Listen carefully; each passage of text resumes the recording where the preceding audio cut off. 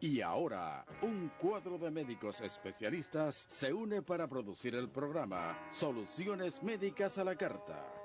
Orientaciones, comentarios y consejos prácticos. Soluciones Médicas ya está en el aire.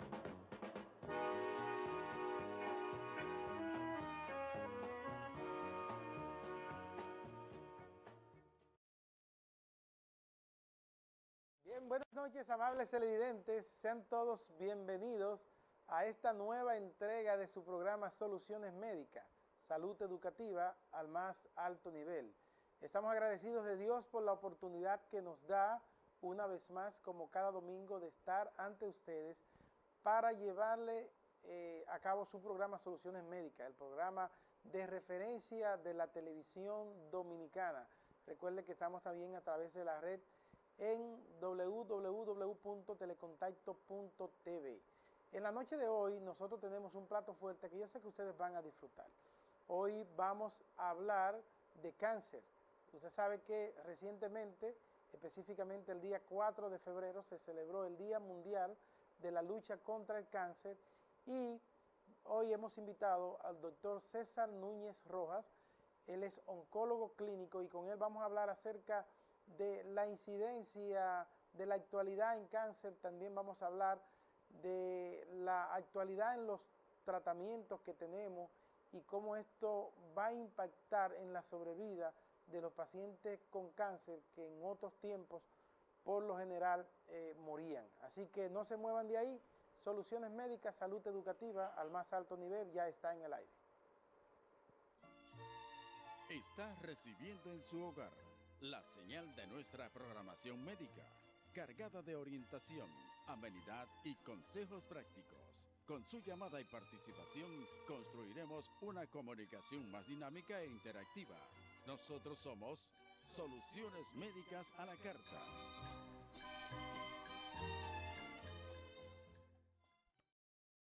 Amigos televidentes, estamos en el plato fuerte de la noche y recuerden que llegamos gracias a Inmunocal. Inmunocal es el suplemento a base de cisteína bioactiva y si usted ingiere este suplemento, entonces usted va a elevar los niveles de glutatión y hoy en día que se está hablando de inmunoterapia y de la defensa de nuestro propio cuerpo contra las células malas, entonces es bueno que usted tenga siempre su defensa en óptimas condiciones. Un sobrecito diario de Inmunocal es suficiente para que usted mantenga su defensa buena para cuando vengan estos agentes agresores usted pueda defenderse.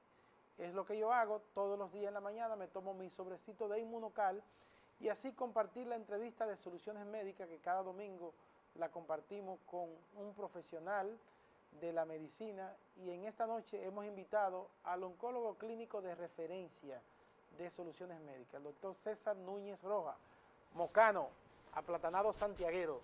Muchas gracias, buenas noches, doctor. Bienvenidos a Soluciones Médicas. Gracias por invitarnos a este importante espacio de Soluciones Médicas. Doctor, cada año y específicamente febrero, que se celebra el Día contra la Lucha Mundial contra el Cáncer, tenemos que hablar de actualidad en cáncer. Y usted, que vive siempre actualizado y que es nuestro oncólogo de referencia, nosotros queremos orientar a la población del país y el mundo acerca de qué tenemos de actualidad en cuanto a lo que es cáncer. Sí, gracias por invitarme, Manacé. El cáncer se ha convertido en una causa importante de muerte en el mundo. Actualmente es la segunda causa de muerte, pero para el 2030 va a desplazar lo que son las enfermedades cardiovasculares y va a ocupar lo que es el primer lugar. El primer lugar. ¿Y por qué, doctor? ¿Qué ha pasado? Porque siempre se ha dicho que las enfermedades cardiovasculares generalmente están en primer lugar como morbimortalidad. ¿Qué ha pasado que el cáncer entonces va a desplazarlo? ¿Tenemos más cáncer? ¿Tenemos una supervivencia mayor? Bueno, ahora la gente vive más. Vive más tiempo. Tiene la oportunidad de acudir más tempranamente al médico. Tiene que ver básicamente con eso, con lo que son las... Método de detección más temprano. Método de detección más temprano y la longevidad.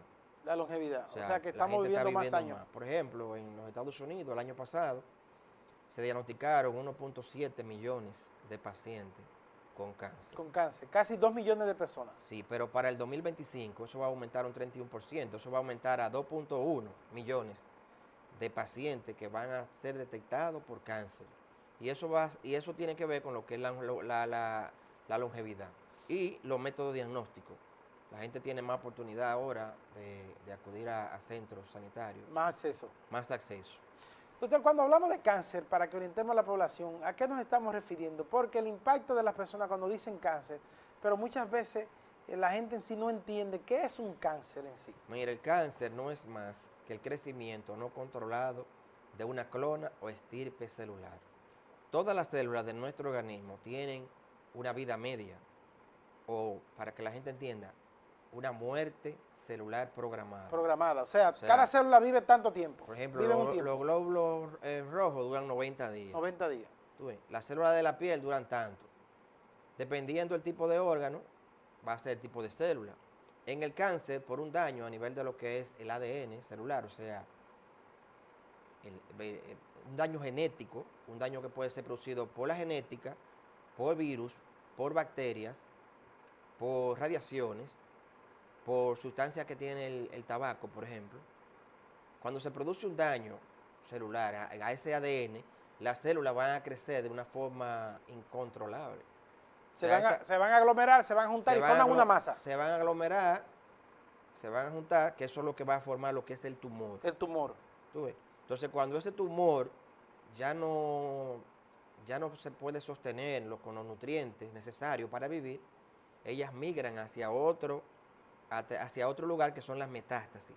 Abren una sucursal. Exactamente, abren una sucursal. Por ejemplo, sí, si es en la mama, ellas se nutren de lo que es la mama, pero va a llegar un momento de que los nutrientes que tiene esa mama no lo va a soportar y van a migrar vía linfógena, o sea, a través de los ganglios linfáticos, de vía directa hacia el hueso, que está cerquita ahí, la costilla, o van a migrar al hígado, a través de la sangre. A través de la sangre. Migran al hígado o al pulmón, a través de la sangre.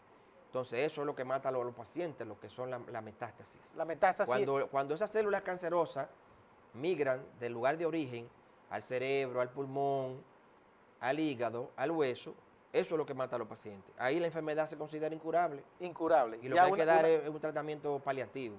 Ok. ¿Qué factores están influyendo para que, usted mencionaba algunos ahorita, que generalmente producen cambio a nivel del ADN celular y luego hace que se repliquen estas células? ¿Qué otros factores están influyendo para que aparezcan cánceres que en otro tiempo no se conocían? Bueno, eso va a depender del tipo de tumor. En oncología hay más de 100 tipos de cáncer. Pero, por ejemplo, el tabaco es el más importante. El más importante. Sigue Sí, siendo el importante. Tabaco, la causa número uno de muerte es el cáncer de pulmón, tanto en hombres como en mujeres. Y cada día va en aumento porque las mujeres ahora fuman tanto más que los hombres. Sí.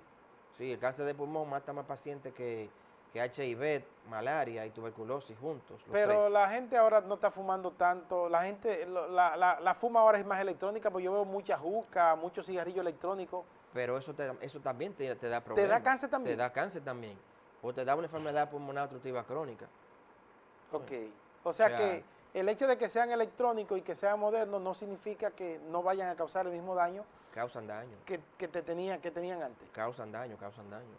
Alimentación y cáncer. La alimentación, bueno, tiene que ver más con lo que es el cáncer de colon. De colon, que va en aumento también. Que va en aumento, es la cuarta causa de muerte por cáncer.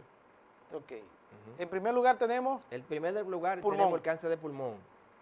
Luego cuando se etiqueta, dependiendo del género, en mujeres, el cáncer de seno. Cáncer de seno. En hombres, el cáncer de próstata. Entonces ahí entra en el cuarto lugar el cáncer de pulmón. ¿Qué le da a ambos? Que le da a ambos. Luego va el cáncer de estómago, que tiene que ver con lo que son la bacteria, el Helicobacter pylori. Okay. Y en sexto lugar, el cáncer de páncreas. Okay. Que tiene que ver con diabetes y factores de herencia y eso. El cáncer de cuello uterino, por ejemplo, en la mujer. El cáncer de cuello uterino va de la mano con lo que es el virus del papiloma humano. Pero la incidencia debiera ser alta porque hay una alta población que se expone al virus. Bueno, en nuestro país nosotros no tenemos lo que es un registro nacional de tumores. No sabemos cuántos pacientes mueren a consecuencia de cáncer de ningún tipo. Solamente 4 instituciones manejan lo que son estadísticas.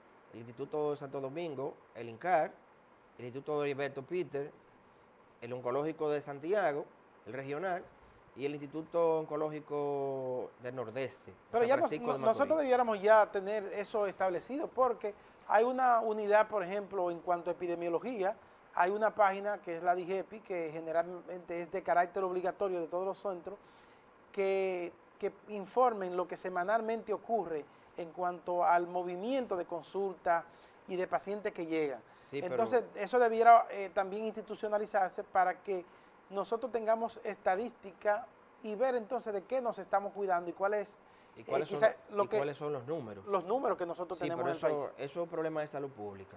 O sea, salud pública tiene que involucrar ahí a los patólogos, a los cirujanos, a los médicos pasantes, a los ginecólogos, a los oncólogos, a los neumólogos. O sea, es algo que tiene, algo que tiene que ver algo multidisciplinario. Pero eso es salud pública que tiene que llevar la voz cantante para eso. Para que cuando muera un paciente allá en Villatrina, allá en Jobo Arriba, eso se llene una estadística y eso se reporte a la provincial, a la área de la provincia. Usted hablaba de factores y cada día vemos factores que por lo general se asocian. Por ejemplo, yo que soy seguidor de su página, estaba viendo un artículo que usted publicó, creo que esta mañana temprano, acerca de mirar televisión y cáncer. Entonces yo no entiendo cómo mirar televisión, cómo es que la gente viendo soluciones médicas eso lo puede predisponer a cáncer. ¿Es en sí mirar televisión o es la inactividad física? Tiene que ver con el sedentarismo. Con el sedentarismo, no es en sí mirar televisión. Exacto, tiene que ver un paciente que no hace ejercicio, que come grasa, que no ingiere fruta, que no ingiere verdura, es más propenso a tener un cáncer de colon, por ejemplo, o de mama o de endometrio, que no. Por ejemplo, fumar aumenta la posibilidad de que te dé un cáncer 20 veces, cuando tú lo comparas con la persona que no fuma. Que no fuma. Ok. Entonces, no es el hecho de mirar televisión, es el hecho de la poca actividad física que hacen las personas. Sí. Y que cada día va en aumento porque al tener muchas veces compromiso de trabajo y cada vez es menos el tiempo y más el trabajo, sobre todo en los países industrializados. No, y la gente come más comida rápida también.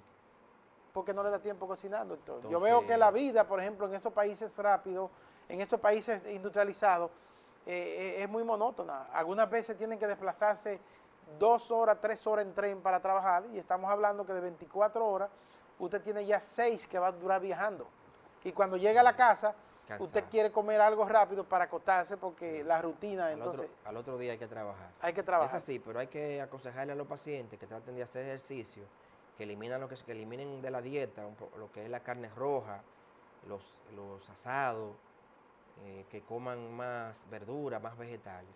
Y traten de hacer algún tipo de ejercicio, porque la obesidad está comprobada que se relaciona con algún tipo de cáncer, desde cáncer de mama, endometrio, páncreas. O sea es a consecuencia de la obesidad. Ok. En nuestro país, entonces, en cuanto a género, hay una proporción y va a depender del tipo de cáncer para la afección. Bueno, el riesgo de que le dé cáncer de mama a una mujer es un 8%. Es muy frecuente el cáncer de mama. Lo que no tenemos son los números en la República Dominicana. Pero es muy frecuente en nuestro país. Es muy frecuente en la mujer. En el hombre es apenas un 1%. Es menos. Aunque es más agresivo en el hombre, porque regularmente cuando el hombre... se siente un tumor en el área del pezón, muchas veces ni se da cuenta. No se da cuenta. No, y nunca piensa un paciente que puede ser un cáncer. Que puede ser un cáncer de mama en un hombre. Sí. Pero aparecen, yo tengo unos cuantos pacientes. Otra cosa de las preocupantes, doctor, es el hecho de que cada día aparecen cáncer en pacientes más jóvenes. Y antes se pensaba que el cáncer era una enfermedad de personas anteriormente, adultas, viejas. El cáncer era una enfermedad de viejo. De viejo. Sí, pero no. Ahora yo tengo a Guadalupe con 16 años con un cáncer de mama. De mama. Sí, pero Guadalupe tuvo la historia de que su abuela hizo un cáncer de seno y su mamá hizo un cáncer de seno también. O sea que pertenece al grupo de alto riesgo. Entonces ese tipo de pacientes así, cuando tienen lo que son los factores hereditarios muy arraigados, hay pruebas para determinar si en la familia o si esa paciente puede que haga otro tipo de cáncer diferente, que son los BRCA. Los BRCA1, BRCA2. Esos marcadores. Que están indicados en pacientes que tienen factores de riesgo. Historia de mamá, hermana, tía, o una hija que haya hecho cáncer de seno. O sea que nosotros podríamos detectar a tiempo un cáncer. Si te va a dar un cáncer de seno, Si sí. te va a dar un cáncer de seno. O sea, Sí, tú puedes, con los BRCA. tú puedes predecir Predecir. si te va a dar un cáncer de seno. Sí. Entonces, lo que se hace con ese tipo de pacientes es que se le hace una mastectomía bilateral. Bilateral, con lo que hizo, lo que se hizo Angelina Jolie. Lo que se hizo Angelina Jolie. El Para efecto Angelina. El efecto Angelina. Incluso, esos pacientes, si tienen la prueba alterada, los BRCA, hay que hacerle extracción de los ovarios, porque hay un por Y ciento útero, de y ellos. útero también. Útero no. Útero no. Pero si tienen la paridad satisfecha ya, es bueno Los ovarios se van una también. histerectomía total. Total. Con salpingoforectomía, exactamente. Y eso es parte de una rutina que generalmente se aplica o la persona de manera voluntaria puede No, decidir hacerse Hay eso. muchos pacientes que te dicen que tienen un problema en el seno, un fibroadenoma, un tumor benigno. No, yo me quiero quitar los senos, pero no es así. No es así. No está indicado así. No está indicado. No. Son pacientes con un criterio oncológico. Incluso muchos pacientes de eso tienen que tener la prueba para hacerle lo que es una mastectomía bilateral. Aunque otros prefieren, doctor, ya yo no quiero tener eso ahí, me voy a quitar el otro seno. Entonces lo que hacen esos pacientes es que se hacen un implante. Implante mamario. Se colocan un implante mamario y las posibilidades de un 85 bajan a un 10, a un 5%. La posibilidad de que te dé. De que te dé. Mm. Una vez que tú hagas eso. Una Independientemente vez que se haga de la edad en la que lo haga o mientras más joven lo hace mejor. Bueno, yo pienso que el cáncer de seno es muy agresivo en mujeres jóvenes. En mujeres jóvenes. Sí. Eso es por el... Eso tiene que ver con el grado hormonal. Ok, porque algunas veces son dependientes hormonales, tienen unas dependencias hormonales. El cáncer de mama es igual al cáncer de próstata, que depende de hormonas. ¿Tú ves? Muchas de ellas tienen lo que es los factores de estrógeno positivo y el HER2 positivo también. Y estas pacientes califican para colocarle en tratamiento, luego que termina la quimioterapia y la radio, si lo lleva, por 5 años con un medicamento.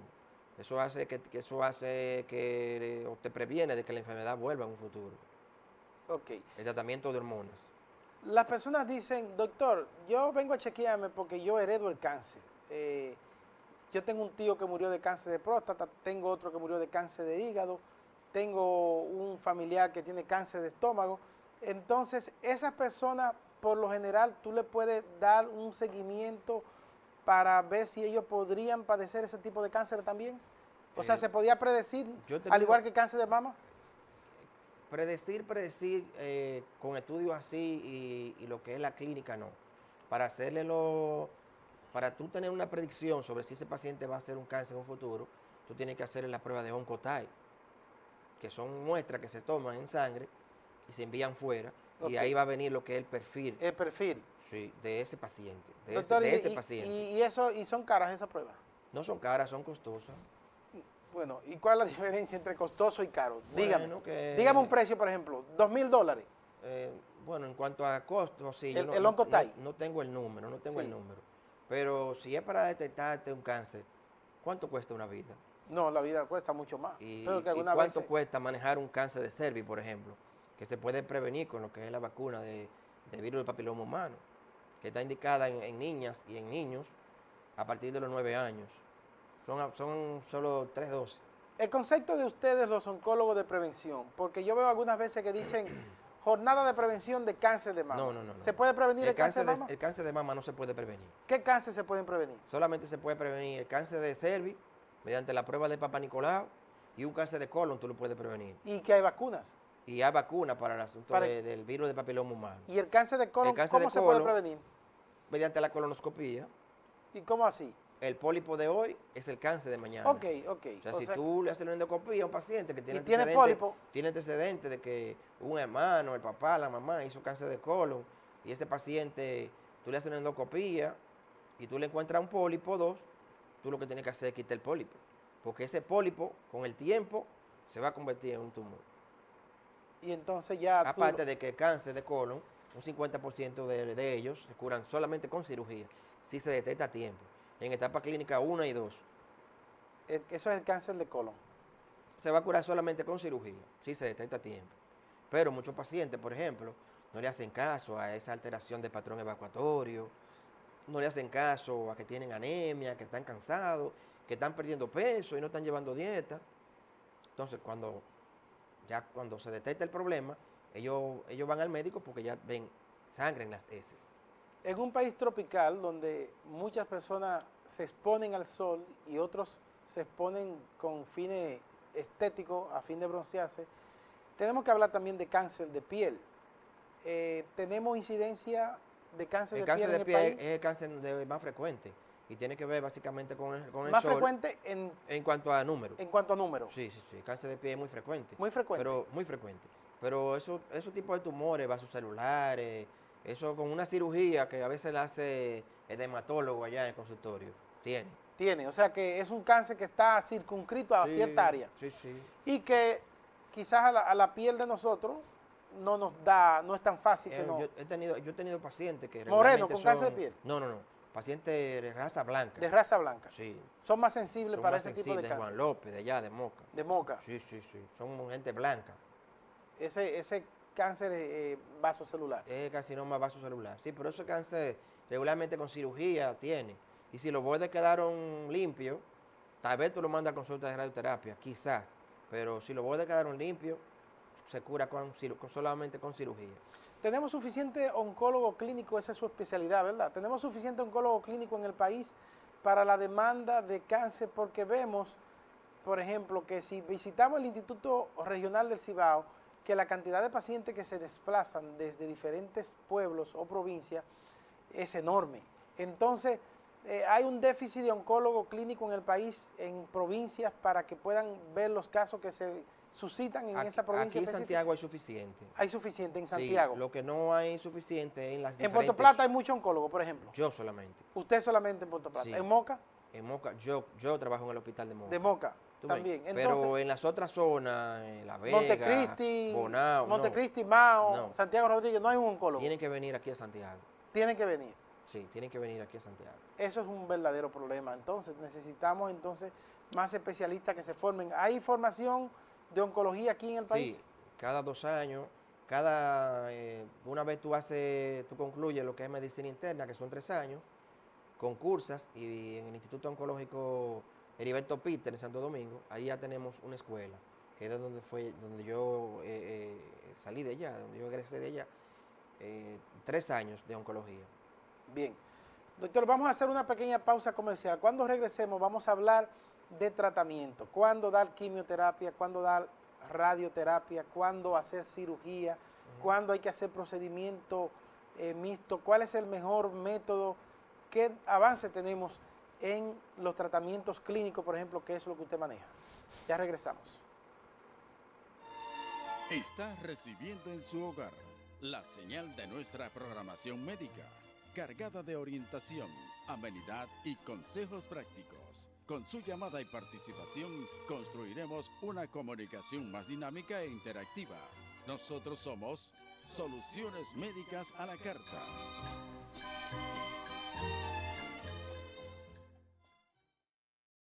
Televidentes, seguimos en el plato fuerte de la noche. Recuerden que la entrevista de nosotros llega gracias a Inmunocal, el suplemento a base de cisteína bioactiva que eleva los niveles de glutatión. Si esto es tan alto, usted va a tener sus inmunoglobulinas, sus anticuerpos, sus linfocitos B, sus linfocitos T altos, y entonces usted va a poder defenderse de cualquier agresión que venga. Inmunocal en su presentación Platinum y Clásico. Un sobrecito diario es suficiente para que usted tenga sus niveles óptimos, y es lo que yo hago para todos los domingos, estar en óptimas condiciones y compartir la entrevista de Soluciones Médicas, que en la noche de hoy tenemos al doctor César Núñez Rojas, oncólogo clínico, y estamos hablando de cáncer. Doctor, ¿cuándo dar quimioterapia? ¿Cuándo dar cirugía? ¿Cuándo dar radioterapia? ¿Quién decide el tratamiento o el protocolo a seguir una vez que el paciente es impactado con el diagnóstico de cáncer? En hospitales oncológicos, quien recibe el paciente regularmente en la primera consulta es el cirujano. ¿El cirujano? Sí. El cirujano es que se encarga de derivar a ese paciente casi siempre al servicio de oncología clínica. Por ejemplo, vamos a hablar de un tipo de tumor que es muy frecuente para el asunto de la quimioterapia, que es el cáncer de mama. De mama. En una paciente con un tumor de 1.5 o 2 centímetros, dependiendo el tipo de mama que tenga esa paciente, si tiene una mama grande, esa paciente va a cirugía. para que se le haga una mastectomía con una disección de ganglios. ¿Por qué si la mama es grande? ¿Qué tiene que ver la mama grande o pequeña para eso? Porque si tiene un tumor, por ejemplo, de 2 centímetros en una mama pequeña, tú ves, se corre el riesgo de que, ese tumor, una vez se estirpe la mama, queden bordes positivos, o queden rasgos, células. En mama grande. En mama pequeña. En mama pequeña. Entonces, en mama pequeña, o con un tumor, por ejemplo, de 4 centímetros, 5 centímetros, ese paciente nunca va a cirugía. Ese paciente se envía a la consulta de oncología clínica, donde se le va a programar la quimioterapia neoadyuvante. Esto es así para tratar, se le va a dar quimioterapia para tratar de reducir lo suficientemente el tumor, para en un segundo tiempo el cirujano pueda hacer una cirugía óptima, o sea, una cirugía buena. Con una mama más reducida, con una un lesión tumor, más reducida. Con un tumor más reducido, esa paciente se le va a hacer una mejor cirugía. Y hay menos riesgo de que haya incluso afectación por parte de lo que son los ganglios linfáticos en la axila. A esa paciente se le desmonta el seno y se le quita la axila, o sea, los ganglios a nivel de la axila. Esto es así porque donde primero van las células cancerosas, una vez están en la mama, antes de ir a pulmón, a hueso, a cerebro o a hígado, es a nivel de lo que son los ganglios linfáticos. Está indicado que se haga una cirugía óptima con 10, 12 ganglios linfáticos. Hay cirujanos que quitan hasta 20 ganglios. Entonces, ese tipo de paciente, dependiendo si tiene afectación a lo que son los ganglios linfáticos, ese paciente, luego de lo que es la quimioterapia complementaria, va a ir al servicio de radioterapia, si tiene ganglio positivo, para dar radioterapia a nivel de lo que es toda la pared anterior, a nivel supraclavicular y axila, para tratar de matar esas pequeñas celulitas que quedaron ahí que el cirujano no la puede quitar. Doctor, ese paciente dime. Muchos pacientes dicen, doctor, yo quiero quimioterapia, pero yo no quiero que se me caiga el pelo. ¿Todos los pacientes que se le da quimioterapia se le cae el pelo? A cáncer de mama sí. Para cáncer de mama sí. Sí. O sea, los fármacos para cáncer de mama tumban el pelo. Sí, de inicio sí. Pero eso es algo transitorio. Eso es algo transitorio porque una vez hemos concluido el tratamiento con la quimioterapia y se envía a radioterapia, por ejemplo, o se envía a tratamiento con hormonas, el pelo empieza a crecer y muchas veces le crece hasta más bonito. Más bonito. Sí. Inmediatamente termina la quimioterapia, empieza el pelo a crecer. Eso es algo transitorio. ¿Tiene gente miedo a la quimioterapia? Hay pacientes que dicen, yo no quisiera recibir quimioterapia más en la vida. Hay mucho tabú con referente a la quimioterapia, porque el paciente que le diagnostican cáncer es un paciente que va cargado de mucho miedo, que mucha gente opina, que el vecino, que fulano le dieron quimio y murió. Que tú tienes una sensación inminente de muerte. Exactamente. Mucha gente asocia a cáncer a muerte, pero en la actualidad no es así. Por ejemplo, mis pacientes no vomitan. No vomitan. No. Que es uno de los síntomas generalmente que te produce la quimioterapia. Pero ese paciente se cubre con una serie de medicamentos, se premedica con una serie de medicamentos que son seguros y efectivos para evitar que ese paciente te haga vómitos o náuseas. Dolor y cáncer. Ya cuando estamos hablando de un paciente con dolor, son pacientes que ya tienen enfermedad metastásica a otro órgano, principalmente a hueso. O sea que el dolor, por lo general, en cáncer se asocia a metástasis. Casi siempre se asocia a metástasis. O sea, una masa en el seno probablemente no te dé dolor. Ese paciente no te da muchas veces va a la consulta, que tengo una bolita en el seno y no tiene ningún tipo de síntoma, o sea, la bolita en el seno. Cuando se le hace la biopsia, sale con el problema. Pero muchas veces los pacientes en etapa clínica temprana no tienen ningún tipo de síntoma ni dolor. ¿Por qué son tan difíciles conseguir los medicamentos para el dolor en los pacientes con cáncer? Que la gente me llaman y me dicen, doctor Manasseh, ¿usted tiene receta de droga para que me indique algo para el cáncer? Porque el médico está fuera, el doctor César Núñez está fuera en un congreso y el paciente tiene mucho dolor. Ahora mismo hay un inconveniente con la gente de la Dirección Nacional de Control de Drogas, que tienen desde febrero del 2018 que no renuevan lo que son los permisos de control de drogas. Pero hay un incumbente de control de drogas y eso no es automático. Yo pensaba que usted eso era automático. Yo tengo tiempo que no busco recetario. ¿Tú tienes? Yo tengo mi permiso. ¿Y está vigente? Yo ya hace tiempo que no lo...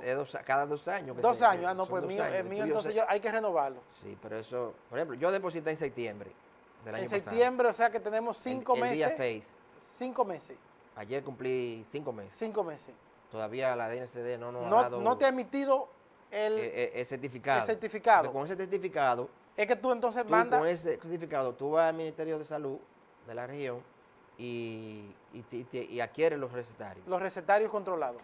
Entonces, con ese recetario controlado, tú puedes indicar tramal, tú puedes indicar... ¿El tramal ya lo están controlando? El tramal, salió un comunicado del Ministerio de Salud Pública recientemente, donde para indicar un tramal, tú tienes que tener receta controlada. No, pero así no, doctor, como dice el amigo mío del narrador de Licey, pero así no. No puede. Pero un tramal simple, que es un analgésico, y eso es opiáceo. Sí, es un opioide. Es un opioide, el tramal es un opioide. Sí, claro que sí.